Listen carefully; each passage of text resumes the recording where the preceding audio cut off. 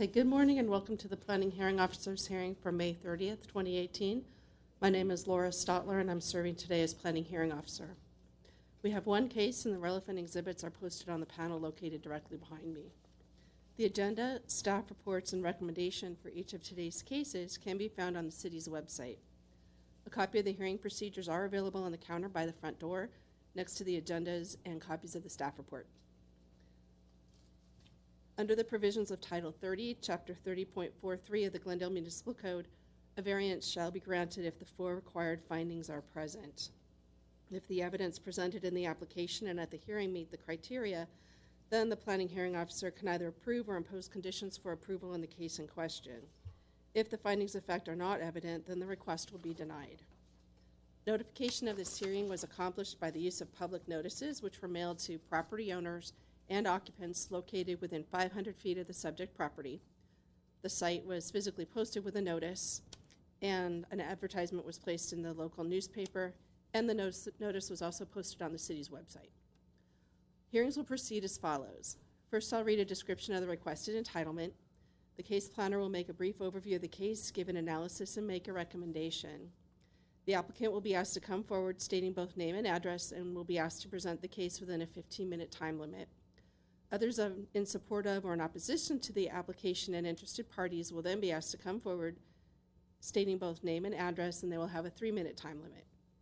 Lastly, the applicant will be given an opportunity to make closing comments if desired in response to testimonies given by preceding speakers within a 5-minute time limit. The hearing will be closed and the case taken under submission. After the hearing, the decision will be prepared in writing and will be in the form of a letter sent to the applicant and to all persons who have responded to the public notice, either by speaking at this meeting or who have submitted written responses and providing their name and address. The date on the decision will be the date appearing on the letter. However, if a decision is made at this hearing, the decision date will be today's date, and a 15-day appeal period, and these would be calendar days, would start today. Under the appeal provisions of Title 30, Chapter 30.62 of the Glendale Municipal Code, the decision may be appealed to the Planning Commission within 15 days of the decision. Anyone wishing to appeal may obtain forms and brochures on the procedures from the Permit Services Center located in room 101 of this building. If you wish to speak, please write your name and address on one of the speaker's forms, which have been provided by the front door, and submit it to our planning assistant, or in this case, senior planner. I would like to also inform everyone that the official proceedings of the hearing are being recorded as part of the public record.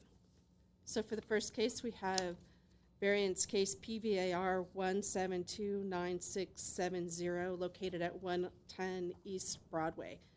The applicant is John Sergio Fisher, and I would ask the staff to please provide a report. Good morning, Ms. Stotler. John Sergio Fisher is requesting approval of a variance to install a projecting sign on the existing Antaeus Theater located at 110 East Broadway. Approval of the variance is requested because the proposed projecting sign is larger than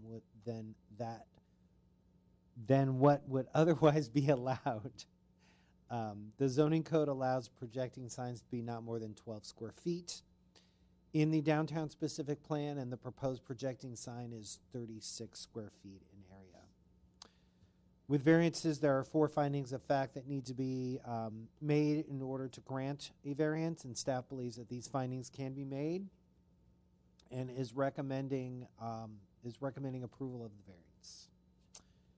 variance. The first finding, strictly applying the sign standards to the proposed projecting sign would result in unnecessary hardship because the theater is located in downtown Glendale in an area where similarly sized buildings and scaled signs already exist. Projecting sign standards were developed with more of a Main Street commercial area in mind and are not reflective of the downtown environment where the theater is located and its larger scale development, the large buildings in downtown. The intent of the sign code is to create a more attractive business climate, enhance and protect the physical appearance of the area, and encourage the most appropriate use of the land. Projecting signs are generally located on retail streets with significant pedestrian traffic, such as Montrose, the Montrose area, I should say, and advertising to shoppers who cannot otherwise see automobile-oriented signs. While Broadway, at the location of the Antaeus Theater, is not a traditional main street, it does have significant pedestrian traffic and also a large volume of automobile traffic, which warrants the requested increase in the sign size. The second finding, there are exceptional circumstances or conditions applicable to the property involved or the intended use or development of the property that do not apply generally to other property in the same zone or neighborhood, which warrants granting the variance because the city sign regulations, as I mentioned before, were developed with more pedestrian shopping streets and commercial strip centers in mind. East Broadway, at the location of the Antaeus Theater, is neither a traditional pedestrian main street nor is it a suburban strip shopping environment. The street has both significant pedestrian traffic as well as automobile traffic. The granting of the variance for the projecting sign, the size of it will not be materially detrimental to the public welfare or injurious to the property improvements in the zone because the north building facade will not be oversigned. The sign has an attractive urban aesthetic, which will reinforce the Maryland Arts and Entertainment District, and other city divisions had no concerns related to the placement of the sign. The Maryland Arts and Entertainment District encourages the concentration of arts, culture, and entertainment venues, and as well as associate dining and retail uses. The proposed projecting sign is uniquely constructed and not simply a large can sign. It will be composed of a black sheet metal frame with translucent acrylic letters which match the existing marquee sign. The proposed projecting sign is distinctively composed with an attractive urban aesthetic, which will assist in fostering the lively environment that the city desires for this area. And the area already has a number of large signs. Finally, the granting of the variance will not be contrary to the objectives of the ordinance because these objectives include reducing obstructions that may lead to safety hazards, creating a more attractive business climate, as well as enhancing and protecting the appearance of the community. So the proposed sign is located about 10.5 feet above the sidewalk, so it is neither a visual hazard nor a obstruction to pedestrians or automobiles. Its location, the theater as well as the sign's location on East Broadway, will increase the prominence of the theater, thereby increasing its success and amplifying pedestrian traffic in the area.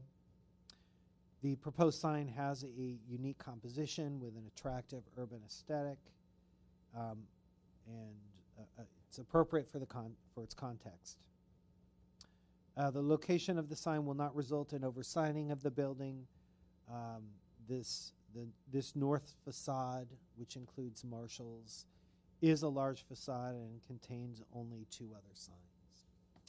So staff supports granting the variance with the draft findings and conditions, and that concludes my presentation. I see that you have proposed condition 3 that talks about installing the sign higher than is proposed, and I was wondering why. Is that so it doesn't block the marquee? So it doesn't block the marquee, as well as I talked to our urban designer, and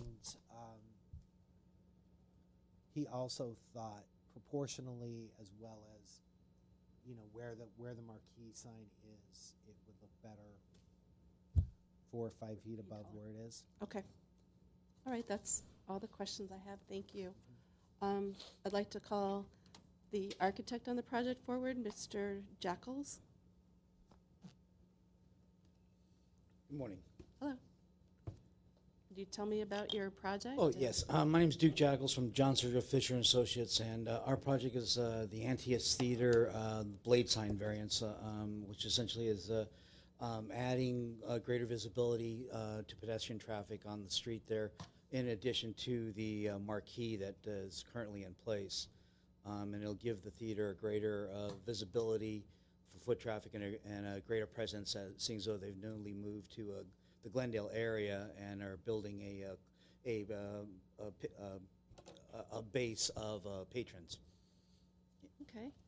And do you have any concern with the condition that talks about having it raised a No, few actually, feet? that was a great recommendation of moving it up higher, because there is a lot of vehicular traffic, and it gives the blade sign greater visibility as you approach from the east and west directions. Okay. Did you have a chance to take a look at the conditions of approval? Are you fine with those? Yes, we are. All right. Thank you. Thank you very much. I don't have any further questions. Is there anybody else who wishes to speak? No? Seeing none, then I am going, I think all the findings are in order, and we've had acceptance of the condition of approval. Therefore, I'm going to approve this project, subject to the conditions that are in the staff report. And I guess next, we have no further items on this agenda. So since there's no further items, this meeting is now adjourned. Thank you for coming.